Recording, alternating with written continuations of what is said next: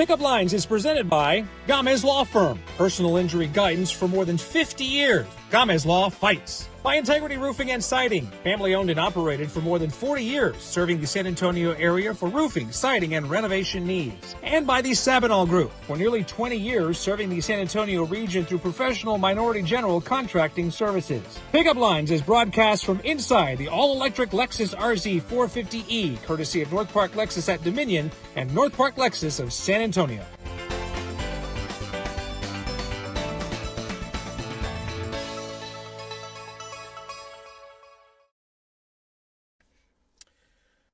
Well, hello again, everybody. We are back once again inside the beautiful Lexus RZ450e. This is Pickup Lines. I'm Ernie Zuniga. This is the talk show in a car. It's another beautiful day in San Antonio, even though it's overcast. I say it's beautiful because I get to visit with another person who just has such an inspiring, interesting story, which quite literally is the subject of a book, which we'll talk about in just a little bit. He is Gregory O. Proctor. A man with many titles, a husband, you're an inventor, you're an entrepreneur, you're a military veteran, you're a cancer survivor. So we have a lot to, thank goodness we have 20, 30 minutes here. So we have a lot to get to. Nice to see you, sir. Yeah, absolutely, Ernie. Thanks for having me. All right, so the O, Gregory O, what does the O stand for? Well, it's rather ironic that, you're the first guy that's asked me that in an interview. I like to ask the very important, penetrating questions. So my mom named me Gregory O. Proctor. Oh, Lynn. Okay. Yeah. And, I used to get kid about this a lot when I was in high school. GOP. Okay. I see that. So, not that we're going to delve into the man's politics here, but his initials, because my initials are easy, so some people would try to make little funny jokes or whatever you can imagine. GOP, though. Okay. Very good. Yeah. Very nice. Yeah. Okay. Well, again, we have a lot to get to here in just a little bit. Full disclosure, we crossed paths a few years ago in my work with the Leukemia and Lymphoma Society, and one commonality that we have, you are battling or have battled multiple myeloma, a blood cancer. My late mother, God bless her, I lost her now 13 years ago. I'm still adjusting to 2025. Lost her in 2012 to leukemia. So I have done a lot of work, and I'm currently a board member on the South Texas chapter of the Leukemia and Lymphoma Society. So we crossed paths. You're the honored hero. That's correct. At a gala that I emceed in 2023, I believe. That's correct. So I think it's safe to say if somebody were to see you right now, if you don't scream like you're dealing with cancer or a blood cancer right now. I think you look fantastic. Well, thank you. You're dressed very well. Thank you, Ernie. But more importantly, how are you feeling? I'm actually feeling pretty good, considering diagnosed in 2021, stem cell transplant in 2022. Of course, we met in 2023. Yeah. Since then, it's been a very, tumultuous, roller coaster ride, up and down, dealing with health issues. But, I really poured into a lot of things that I truly believe go above and beyond modern medicine. And I think those things were things that pretty much helped heal me and get me back to where I am today. It is remarkable because we've tried to schedule this interview for months, I think, and we would get close, and there were days when you had treatments, you travel a lot for work and everything. So, and fortunately, we were able to make it happen today. But I've said this publicly, my mother battled for 14 months, and to this day, it's the most god-awful thing, blood cancer, that I've ever seen with my own two eyes personally. Yep. Would never wish that on anybody. I think for you, I saw it started, was it in around 2021, you just had some crazy back pain. Yeah, so I ended up having lower back pain, which kind of metastasized into a tumor that I had on my upper right hip. Yeah. And from there, the morning that I woke up when it kind of broke loose, I was, paralyzed from the waist down and unable to walk. And you said you literally had to crawl to the car or whatever to get to the doctor, medical to treatment. That's correct. Which is not an exaggeration. Absolutely not. Of course, gosh. We didn't live in the same location we're living now, right. And there was a lot of stairs and other things that I had to try to navigate through. But yeah, that was a very difficult time, and of course a lot of uncertainty. You didn't know if for me, I didn't know if I was going to die or what was going on with my body. Another title I left out: podcast host. You've done a number of shows. You've spoken very openly about this cancer journey in recent years. And the moment you found out, where the looks on the MRI, the people doing the MRIs or whatever, your doctor's faces, they probably aren't great poker players, but you knew immediately something was wrong, right?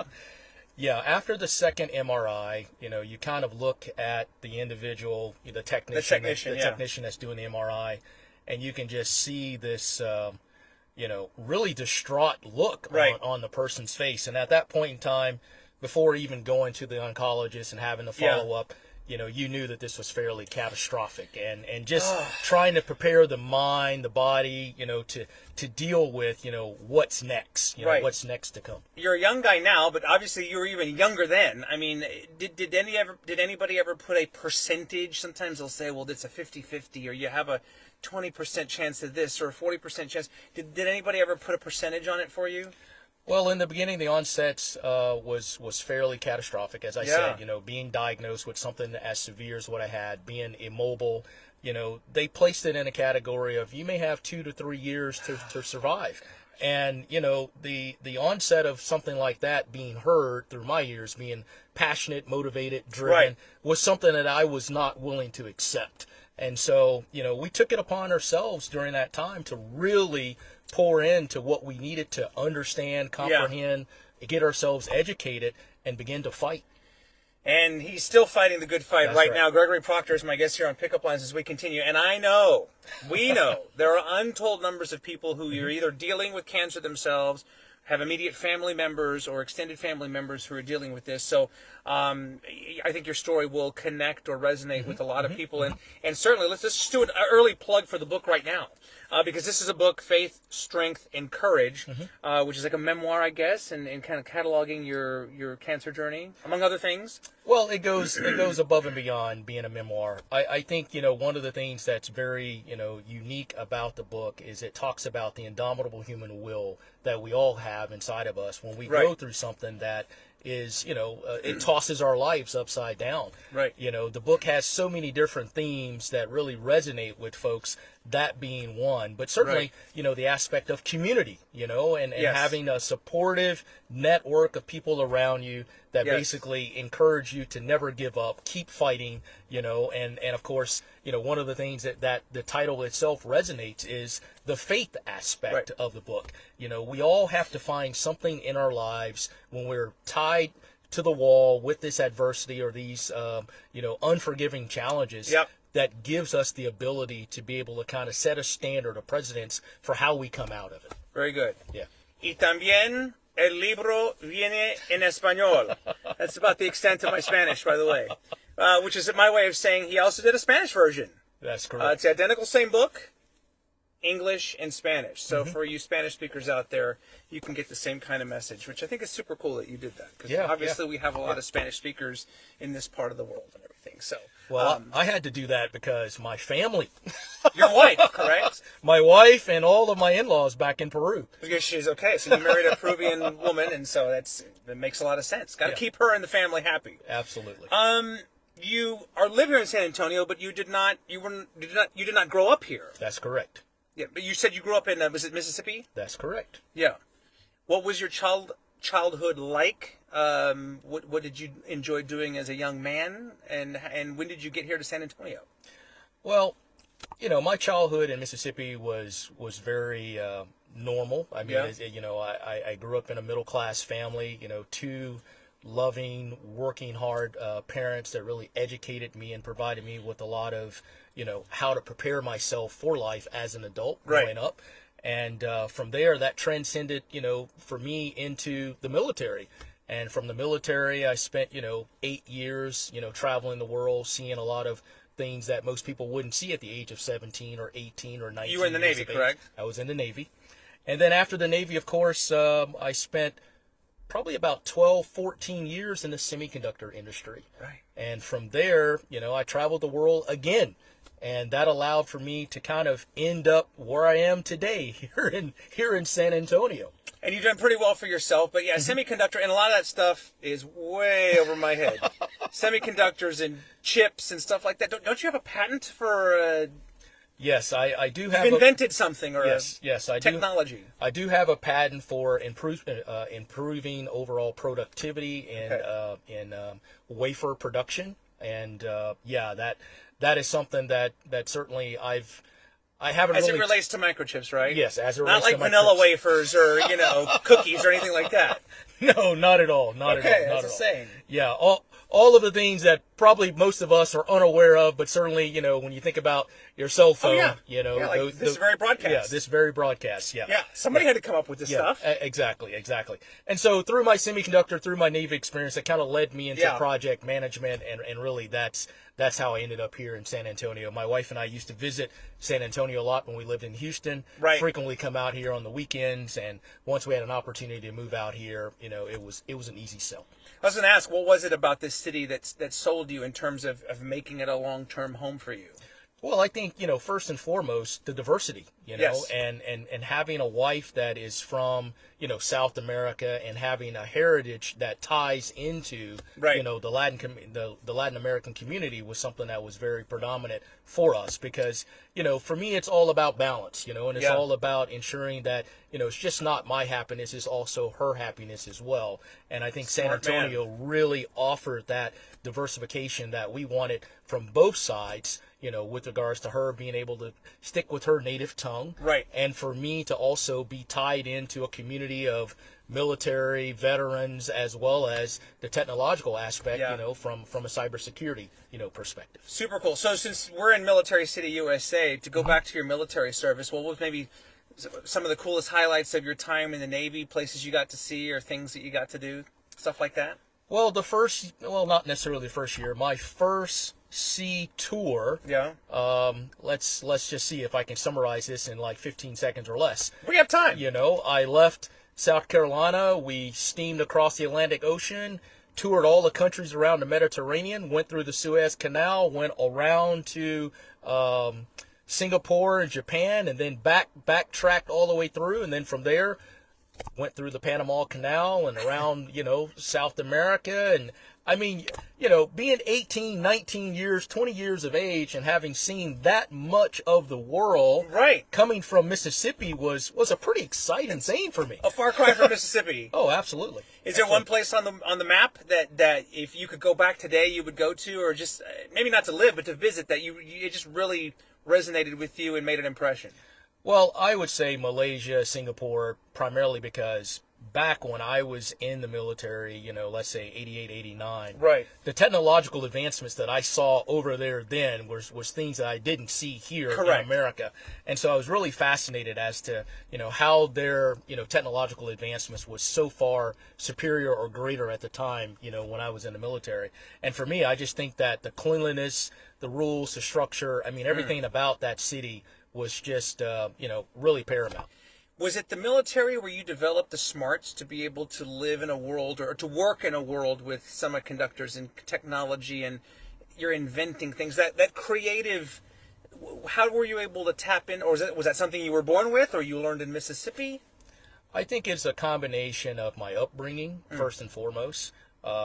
Just a quick segue as to how my father raised my brother and I, along with my sisters, was the fact that, we were always taught to not only have respect and kindness, but also to be able to get out there and understand how to work for a living, but necessarily work smart for a living. So, like ideally, if you wanted a pair of Jordans back then, which were, let's just say $100. I mean, probably $60 or $70 back then. Seemed like so much money back then. Yeah, so much money back then. We really had to okay, you got to wash cars. You need to go cut grass. Absolutely. Get out there and do a little bit of hustling and really understand the dynamics of, inflow of cash versus spending and things like that. So those things were kind of instilled in us, not necessarily from an educational standpoint, but from the actions that you had to do. And so to answer your question, I was instilled with a lot of discipline as a very, early adolescent age as being a kid, which really transcended into my military, career. And I won't say the military was easy, but it was a little bit more, comprehensive. It's a transition. It was a transition for me. Yeah, yes, I get it. Absolutely. For me, it was the Shaquille O'Neal pump sneakers. If you remember the ones that you push the button on the top of the shoe and it would inflate. And I thought I would be able to slam dunk a basketball with those. But to your point, I had to work, and I don't remember if it was I was doing chores or mowing yards or raking leaves or whatever it was. But yeah, I remember back in the day. Yeah, absolutely. Yeah. That's super cool. How much connected with the military are you still here? I know here in San Antonio, it's more Air Force, maybe Army, Navy, not as much. But that's not to say you're still not connected. Yeah, so some of the connections that I still maintain right now are through a lot of the affiliations that are going on here in San Antonio. You've got like the Key Group, you have the Transition Warrior Group. These are groups that are out really supporting the communities as people are coming out of the military and they're looking to transition back into the civilian community. You know, how do you do that? How do you do that in a way to where you don't have a 20-page or a 30-page resume with all these acronyms to get back into, you know, what we quote-unquote will say civilian lives? So I've been working very closely with those two groups here in San Antonio, along with others, you know, supporting them basically, you know, from sharing my experience, sharing my story, offering assistance through a lot of the Fortune 500 companies that I've worked with, trying to help people, you know, find jobs and really provide guidance, you know, to those that, you know, are needing the guidance to kind of really check back in to civilian life. Very good. Pickup Lines continues here with Gregory O. Proctor, excuse me. Faith, Strength, and Courage is the new book. And Gregory O. Proctor is what you need to look for on your favorite social media platform, because he's got all of them, seemingly all of them. And Gregory O. Proctor, there's the name right there, just in case you need help with the spelling and everything. It's right there. And you can find him. And, of course, get the book wherever you buy your books. I've had, you know, I did not come from a military family, but we've spoken often in the media about the struggles of adjusting or acclimating to life after military service. Was it difficult for you getting into civilian life when you were done with the Navy? Well, I got out of the Navy in 2021, and I, you know, through my network, of course, I literally had a job. You know, I left the military one day and checked into the semiconductor industry literally the second day. I mean, it was... But then you got sick at the same time. Well, that was years later, Ernie. Years later. Well, you said 2021, didn't you? 2001. 2001.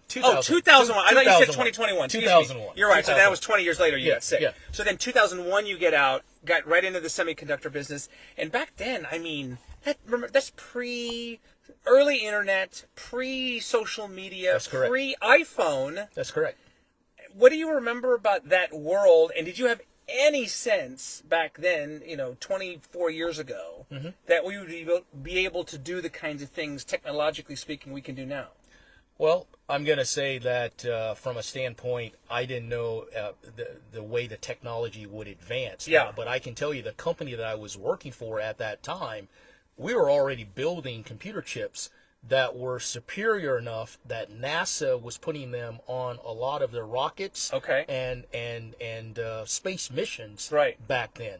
And of course, the name of the company was called Digital Capital Equipment Corp, which was based out of Hudson, Massachusetts, or Maynard. And they had a lot of ingenious people that were, you know, very superior in the overall architectural structure of developing computer chips back then. And like I said, processing speeds back then, and I'm sure everybody's going to be like, this guy's really, really old, but processing speeds back then was 33 megahertz for a microprocessor. You know, compared to what we're dealing with right now, you know, when you talk about 1.5, 1.6, 2.3, 3.2 gigahertz that sometimes you can even have in your phone. Correct. Like it would be inconceivable to have done a Facebook Live broadcast in 2001. I liken it to dial-up internet versus fiber, what we have now. True. I mean, when you think about that god-awful sound that it used to make when it was, you know, the dialing up internet and everything and the speeds, but back then we didn't know any better. That's correct. But you're still deeply entrenched in all of this. So how often do you think about, you know, 24 years from now, what things will be like and what we'll be able to do? Well, I think 24 years from now, based on the advancements that are happening, not only in the hardware sector, computer chips, but, you know, AI technology. You know, AI as a whole is really transforming and revolutionizing a lot of the repetitive tasks, mundane tasks that people don't enjoy doing. And the aspect of what's happening there literally is transforming, you know, as we speak. I mean, it's totally fascinating to me as to how fast technology is growing at this point in time. It seems to me like it's kind of similar to social media, whereas social media can be amazing and fantastic sometimes and bring us closer together, but it can also be terrible. That is true. And you know exactly what I'm talking about. But that you kind of get that sense with AI as well. They can lead to so many great technological, medical advancements and things like that. But if taken advantage of or not used properly, it can be a bad thing. Yeah, yeah. Well, there's good and bad in the world, however you look at it, Ernie. And you just have to kind of keep your faith and hopefully understand not to be too overly optimistic, because, like you said, things will happen in the course of people figuring it out, backdooring it, and doing things that they're not supposed to do. But overall, I use the example of where I am today. With all of the records and history and all of the paperwork that goes along with dealing with this disease, to have that analytics that can happen in seconds, is something that gives me a little bit of peace of mind, and it helps me kind of keep myself educated as to understanding what the trends, what things are working, what things are not working, to be able to look at, my overall compositional makeup. Yeah, fantastic stuff. A few more minutes with Gregory Proctor here, a man of many talents and titles. Among them, is it accurate to call you a cancer survivor? Are you cancer-free at this moment? I am cancer-free. I have been in remission since October of 2021. Good for you.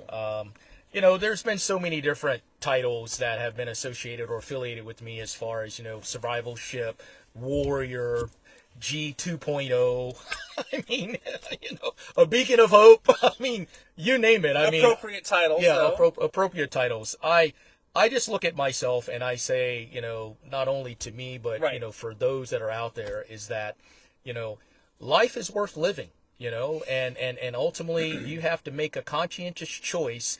That for me, when I was diagnosed at the age of 50 years of age, and I said to myself, if I've lived this long and I've done the things that I've done, and now I need to make a change, well, okay, it's time to make that change, because I would like to live 50 more plus years in my life. You're on your way. And I know, again, many of you have had a cancer journey, and if you want to talk about it here, reach out to Gregory.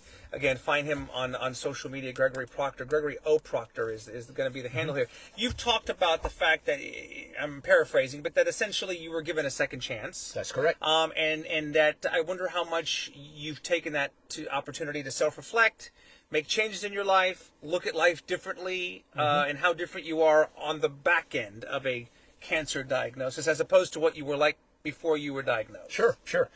Well, to be totally, frank and very transparent, I talk a little bit about that in the book, as far as, my life was very hectic, traveling 200,000+ miles a year, dealing with a lot of different companies, a lot of different problems, high stress, lots of deadlines. It was just not something that, any sane person would want to kind of live day in and day out.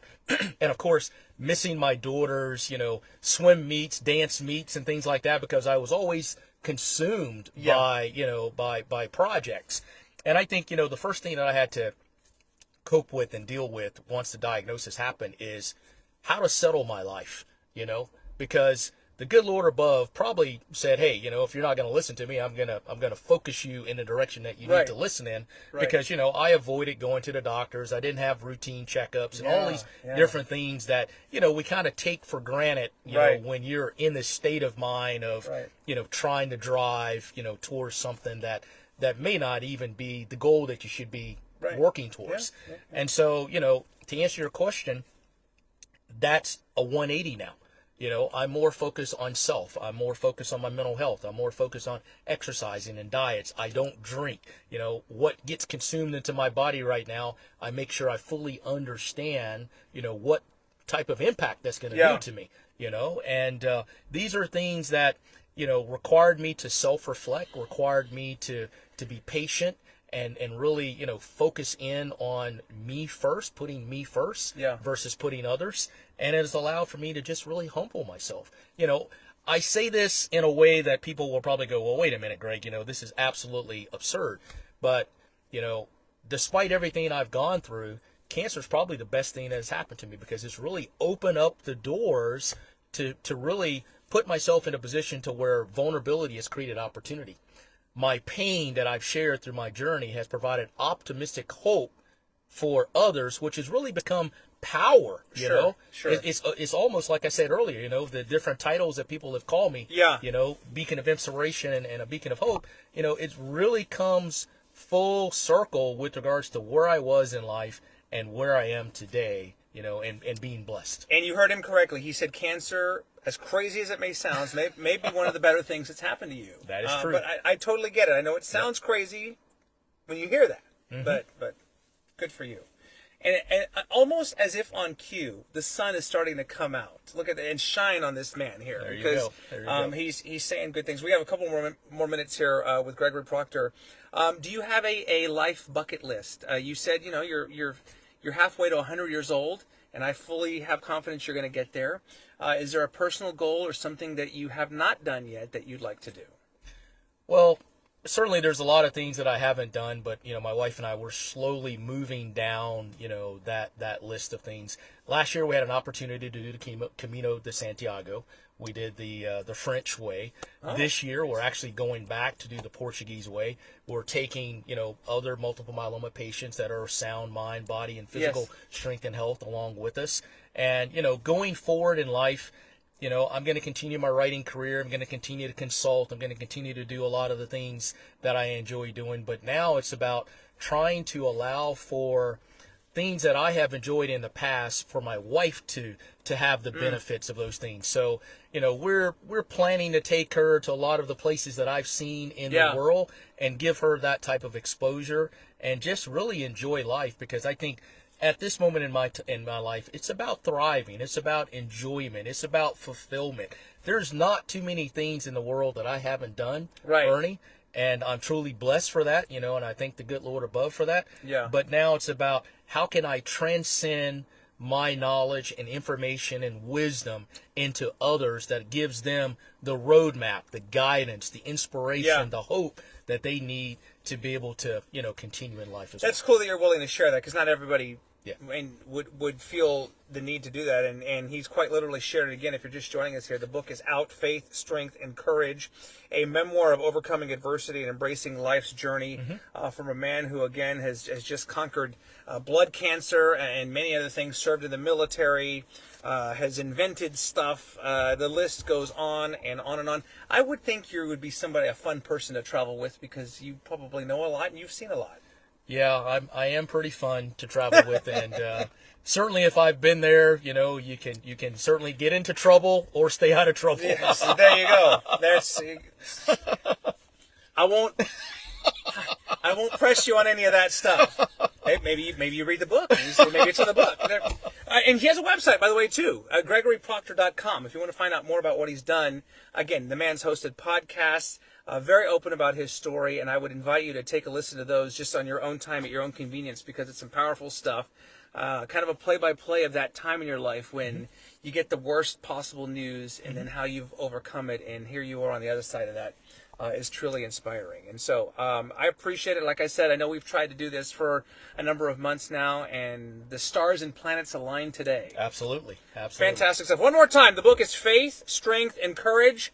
Look at this guy right here. He even cleans up well on the cover of the book. Thank you, Ernie. Gregory O. Proctor. And again, the O is for? Olin. Olin. G-O-P are the initials. I'll give you credit, Ernie. You're going to be the only one that can call me that outside of high school. Oh, fair enough. Fair enough.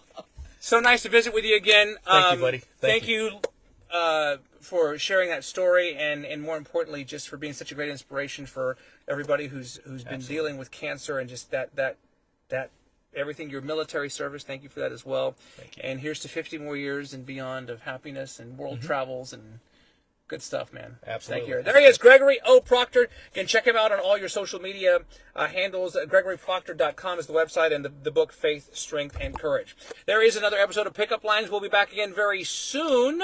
Thank you, as always, for your support and for watching. And don't forget to tell a friend about our show here. You never know. You never know. He'll be sitting in the passenger seat here with me. Until next time, bye for now.